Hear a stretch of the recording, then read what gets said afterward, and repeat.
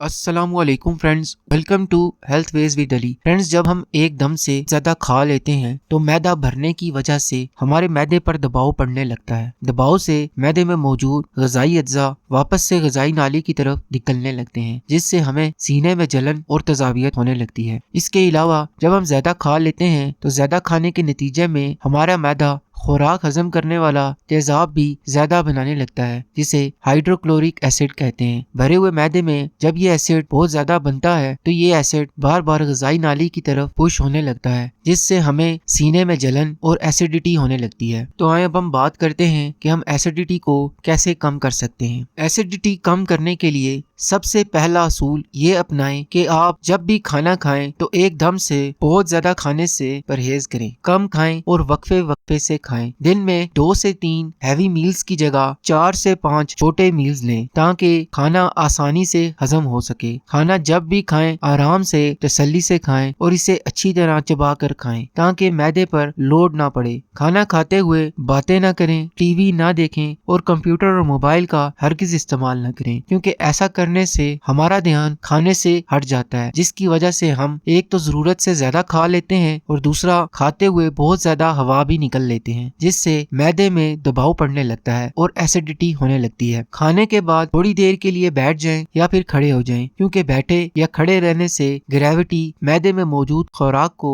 واپس غذائی نالی میں جانے سے روکتی ہے۔ رات کو سونے سے کم 3 گھنٹے پہلے کھانا کھائیں۔ اگر آپ کو رات کے وقت جلن اور تذابیت کا زیادہ مسئلہ رہتا ہے تو سیدھے بیڈ کی جگہ انکلائن بیڈ پر سوئیں۔ آئیڈیلی آپ کا سر آپ کے پاؤں سے 6 سے 8 انچ اوپر ہونا چاہیے۔ ایسے لیٹنے سے معدے میں موجود ایسڈ غذائی نالی کی طرف پش نہیں ہوتے، جس سے ایسیڈیٹی کم ہوتی ہے۔ ایسا کرنے کے لیے آپ اپنے بیڈ کے سر والے پایوں کے نیچے اینٹیں یا پھر لکڑی کے بلاکس بھی رکھ سکتے ہیں۔ اس کے علاوہ آپ کو مارکیٹ سے انکلائن فارم بھی مل جائے گا، جسے ویج فارم بھی کہتے ہیں۔ دن میں کسی بھی ٹائم ہلکی پھلکی ایکسرسائز یا پھر واک کریں، کیونکہ ایکسرسائز اور واک کرنے سے ہاضمہ بہتر ہوتا ہے۔ مگر ایک بات ہمیشہ یاد رکھیں کہ کھانا کھانے کے فوراً بعد ایکسرسائز، واک اور نہانے سے گریز کریں، کیونکہ کھانے کے بعد ہمارے معدے اور ڈائجسٹو سسٹم کو خوراک ہضم کرنے کے لیے زیادہ خون کی ضرورت ہوتی ہے۔ جب ہم کھانے کے فوراً بعد واک، ایکسرسائز یا پھر کوئی اور فزیکل ایکٹیویٹی کرتے ہیں تو ہمارے خون کا بہاؤ معدے اور ڈائجسٹو سسٹم میں کم ہو جاتا ہے اور مسلز کی طرف زیادہ ہو جاتا ہے، جس سے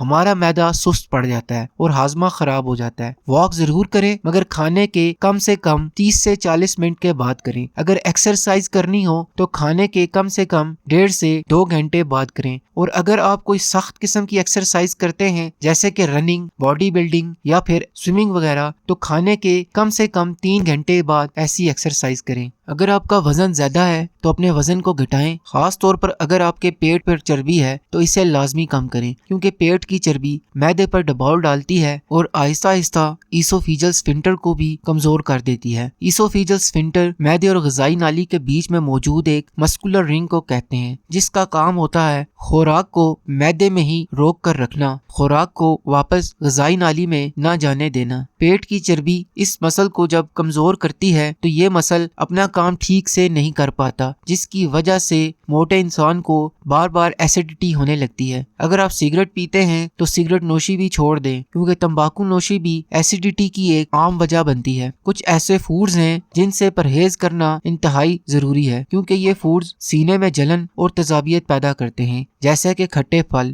مالٹا، کینو، لیمو وغیرہ، تلی ہوئی چیزیں، مرچ مسالے دار چیزیں، چاکلیٹ، کچا پیاز، بند گوبھی، ٹماٹر سے بنی ہوئی چیزیں جیسا کہ کیچپ اور ٹماٹر کی چٹنی وغیرہ۔ اس کے علاوہ بہت زیادہ چائے، کافی اور سوڈا ڈرنکس پینے سے بھی سینے میں جلن اور تذابیت ہو سکتی ہے۔ ہر انسان کے کیس میں یہ فوڈز ڈیفرنٹلی ایکٹ کرتے ہیں، جیسا کہ اگر کسی ایک انسان کو پیاز سے ایسیڈیٹی ہوتی ہے تو دوسرے انسان کو پیاز کی جگہ ٹماٹر سے ہو اور پیاز سے نہ ہو، تو آپ نے یہ خود نوٹ کرنا ہے کہ آپ کو ان میں سے کون سے فوڈ سے ایسیڈیٹی ہوتی ہے۔ یہ دیکھنے کے لیے آپ نے ایک ایک ہفتے تک ان تمام فوڈز سے پرہیز کرنا ہے۔ تمام فوڈز کو ایک ہفتہ چھوڑنے کے بعد آپ نے ان میں سے کسی ایک فوڈ کو پہلے سلیکٹ کرنا ہے اور پھر اسے 2 سے 3 دن تک استعمال کر دیکھنا ہے کہ کیا یہ فوڈ ایسیڈیٹی تو نہیں کر رہا۔ اگر یہ فوڈ ایسیڈیٹی کرے تو اسے چھوڑ کر نیکسٹ فوڈ ٹرائی کریں۔ یوں آپ باری باری تمام فوڈز کو ٹرائی کرتے جائیں اور آپ کو کلپریٹ فوڈز پتہ چل جائیں گے۔ انہیں چھوڑنا ہی بہتر ہے۔ کچھ ایسی غذائیں ہیں جنہیں کھانے سے سینے میں جلن اور تذابیت سے چھٹکارا ملتا ہے، جیسا کہ سونف، زیرہ، پپیتا،